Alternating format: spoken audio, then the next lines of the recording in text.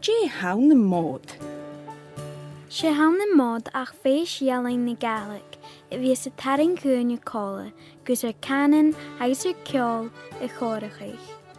Bí farpa sin ann, tachirtas an clunne, concertin, gimnan spárs, agus tór mór I bharach gréachking ag a bhád. Díach méad a bhád na bheith mi chuig blin agéis agus bheith mi sé ná na thula bliana bhan uair sin gus a romí 8 blin díag. Háisich mé séin ag bhád an an 2007, Ba mi sé díadach 3 bliad a díag agus sin duine chuág bheith díadach míorfach. Cúne bhíos mótain gan cúmal agus cáte. Ha Mhòid an acin go hinadal agus go náisianta. Bí Mhòid náisianta rial I gal áitris an David gach bliana an an jifid scíran fiag alpa. Bí Mhòid an inadal an cúmal fiag alpa tronfliana cúteach. Tá ceol Gaelic agus óda Gaelic go má cútramach gósa. Ha mé séin an cóla dú tidelines agus stólam na a hasisi de séin sa Gaelic go ar dúrla ha mé smúin go sin go má cútramach gain.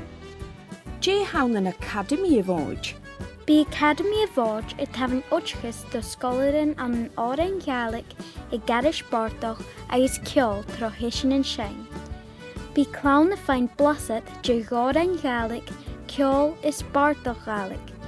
Ge bhí taich fo luch gotcha an na bhí giúnschaig árainn is pís an bartach san páiste gáil an an farpa sin a bháid. Ha cútramach gá ar a thuh an cúltar as an dánig mí agus tíireach a bhí a cúmal na hárainn beo agus can cúmal a dó. Cógútach páiste gáil an Acadamaidh Mhòid. Mar is tríche sé clán agus scolaran an san scíran I bhí sa tost éoch don bhád náisianta rígal I gúit is páiste gáil. Chainis mí dí mód an gáiste ag bhád an thar na blianachin. Mód an sinatarin agus leú léile agus a thuúda bliana ha mé an cóí a dóla eisce a bhád.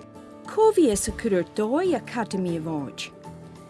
Sé an cuman Gaelach a bhíon a bhís a curir dóin na Mhòidan agus siad a bhís ólam féis an Gael, féis scóil a bhís a líric ag heirvis an canning, ciúil, drama, elang is cúltar do scóiltin. Is bíonan fiag alba a bhís ar curir dói Acadamaidh Mhòid. Ha anasach mar a hamí ar caratíní a tron bhád or bhín tíireach gan féicing uair sa bliana. A chanis ha na caratin sin is a bhí mar blú caratin jo agus ha siit uasach lech. Me bhíos uí ag clán jo párantin san bí an na bhí féin áitechuig tro Acadamaidh Mhòid. Dé bachór gai bhí níanamh. Bechór do chláin fis a chuúd don na tíitrenacha sa chiad dul amach agus fuirtí na tíitrin meo an párantin hain fis a chuúd go info@incuman.co.uk nó éili@fashion.scot san tuileach fistraí.